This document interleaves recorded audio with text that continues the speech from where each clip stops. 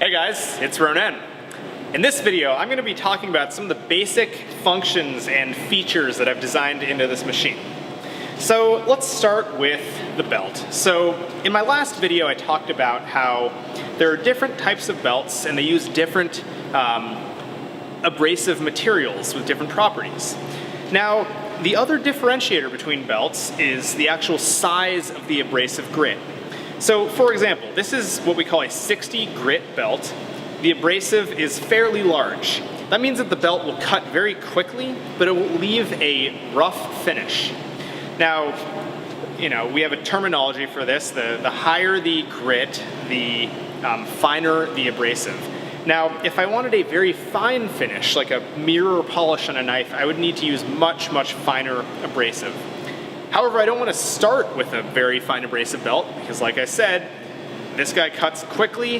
A fine abrasive will cut slowly. It will take me forever to make that knife. I'll probably wear out the belt because the abrasive is so fine.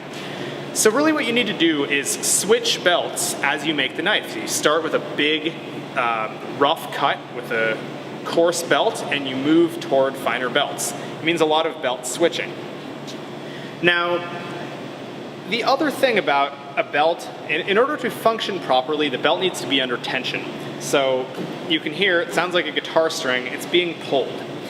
That force is being provided by a spring here. So we have this arm with a pulley on it, and a spring back here is pulling it upward. You see if I push on the belt, the spring actually gets stretched and then pulls the wheel back, provides tension on the belt. Now, when switching belts, you need to be able to remove that tension force, otherwise the belt's not going to slide off the grinder easily. Now, the mechanism that a lot of people use, and I actually used on my last design for belt tension, is a little clunky. It's a plunger, it's spring-loaded upward, the wheel's at the top, and in order to remove the slack, you actually need to compress the spring with your body weight, keep it compressed while you switch your belt with one arm, and then release it and it pops back up. It's difficult, you use a lot of muscle, you end up tired at the end of the night. And I used a much simpler and, well, it's more complex, but it makes switching belts a lot easier and simple. So it's a locking ratchet mechanism. I can release it with one hand. It stays down when it's, when you bring it down. So now you can remove your belt easily, use both your hands. Say I switch it out for a different belt. I'm gonna put it back on, try not to block the camera. And then tensioning it is also easy. I use one of, there we go. So belt has been swapped. Now, another feature that really all grinders need is the ability to actually center the belt. The reason for that is you actually end up switching this front, whatever you want to call it, effector, for other tools, and I'll talk about that later in this video. But there's always going to be some manufacturing defects. This beam might not be perfectly straight, for example, which means that effectively the end of the tool will be side to side relative to the rest of the machine. Now, in addition, some belts stretch on one side, they'll stretch unevenly, so over time they'll tend to walk one way or another. It's imperative that you have the ability to adjust the centering of the belt on the machine. So, I can do that. Let me actually just go ahead and turn on this machine. Safety glasses.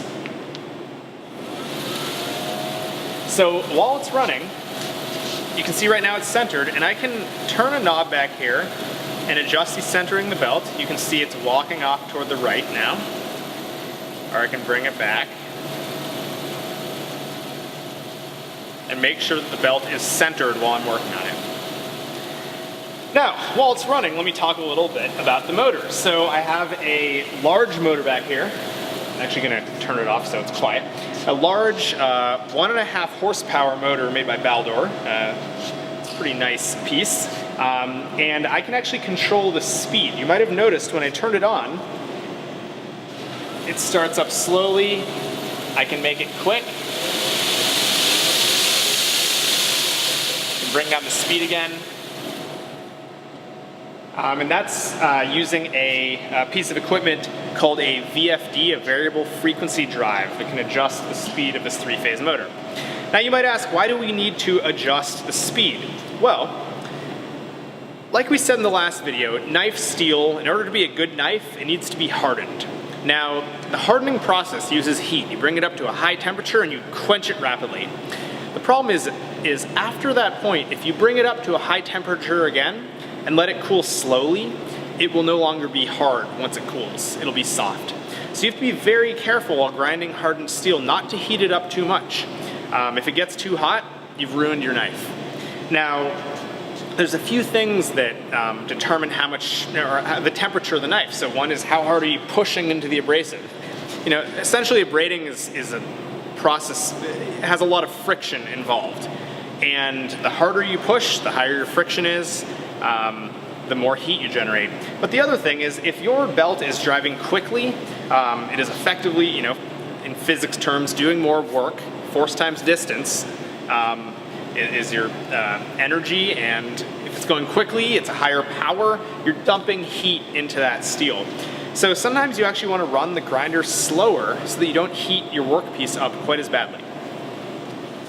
Now, before I jump into talking about tools and tables, I want to show another basic feature of this machine, although it's high-end, exotic sort of feature, only really featured on the more expensive machines out there, is that this machine can change its orientation. So what I mean by that is right now the belt is moving vertically. I can easily adjust it with a knob, so now it is a horizontal grinder. That can be very useful in certain situations. I'll actually show you some of them right now. So, I'm going to be using a term in subsequent videos, somebody talking about tools. Now, obviously this whole grinder is a tool, but in the knife making grinding industry, we end up talking about just this end piece, the piece that is really shaping the belt in the area where we're working. This is what we refer to as the tool. Now, obviously, grinding can be done at any point along this abrasive. It still has that sharp grit, right? You could do it on this tensioner wheel, you could do it on your drive wheel, but really, you don't want to do that. You want to keep these guys pristine. You want to keep them, there's abrasive everywhere while you're grinding. It's going to get under the belt. If you're pushing hard on it or letting the belt slide against it, you're going to wear down your wheels. You might mar it if you slip. You want to keep these wheels nice, and really you want to do all your work up front, and that's why this is called the tool. Now, the tool shapes the abrasive. For example, here's a flat, we call it platen. The flat platen forces the belt, when you push against it, it ends up being a flat abrasive surface that's moving.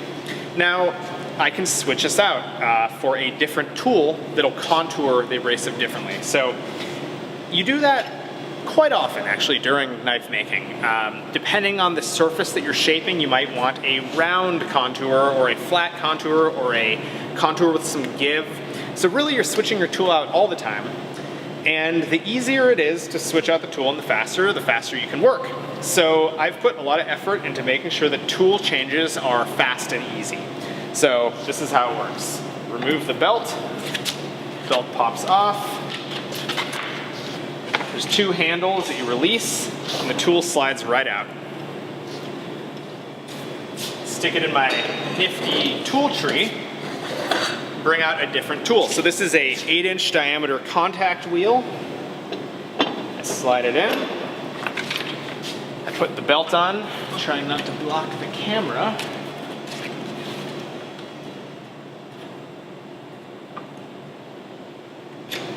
Tighten it down. Tension the belt. That was a tool change. It probably took 20 seconds. So, in addition to tool changes, I'm going to be talking about another term, tables, or work rests.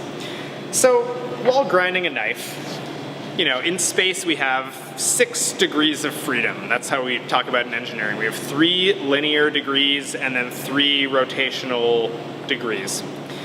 And it can be hard to control all of those with human arms. We're not that good at that. So if we can constrain some of those axes and degrees of freedom, it makes our job a lot easier. We can do really accurate and uniform motions. So that's where tables come into play. So for example, here's a table. I can install it very quickly and easily. And what it does is if I'm holding my knife against it and grinding it against the wheel, it's not moving in this axis, it's not rotating on this axis. It's held flat. I can essentially move it on two linear axes and rotate it on one axis. So it's really constrained here. And this means that I don't need to be as perfect in my muscle control. The table is super useful. Now, like tools, you end up needing to adjust the orientation of a work rest many times over the course of making a knife. So the easier it is to switch out tables or work rest setups, the faster you can work. So I put effort into that as well.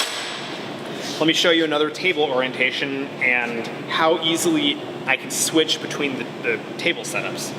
So I adjust one lever, I pop the table out, bring out a different table. This is what we call a profiling table because it's great for grinding the profile of a knife. And here we go. So this is the profile, and I can grind it very easily like so. So this is an example of the horizontal setup. It works great. You know, I probably spent another 15 seconds switching from this setup to this setup.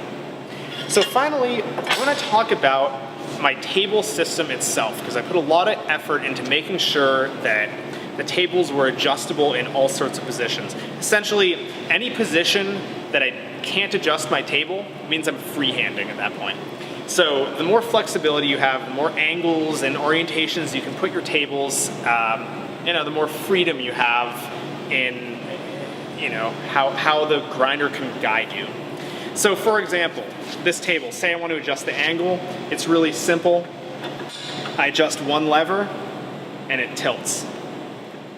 Now I have, and I can move it back inwards so that it's close to the wheel. But now I can do, we call them chamfers, basically like angled corners very easily. I basically hold my knife against the table and grind it against the wheel, and I'm gonna get whatever that is, 135-degree angle at the corner. So in designing my table system, I basically wanted to have just a few parts. I think I have 4 different parts that are unique that can be assembled in all sorts of different configurations like Legos. You can see they kind of attach. There's a series of rods and handles and little segments, but really it's like 3 or 4 different parts. I guess I have different lengths of rods, but it's a really simple setup. And it lets me just adjust my tables in so many different ways, and I'll be showing more of that in subsequent videos.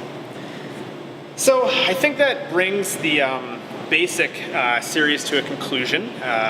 If you've watched video 1 and 2, you are probably pretty familiar with knife grinding equipment at this point, and I encourage you to move on to the advanced video series.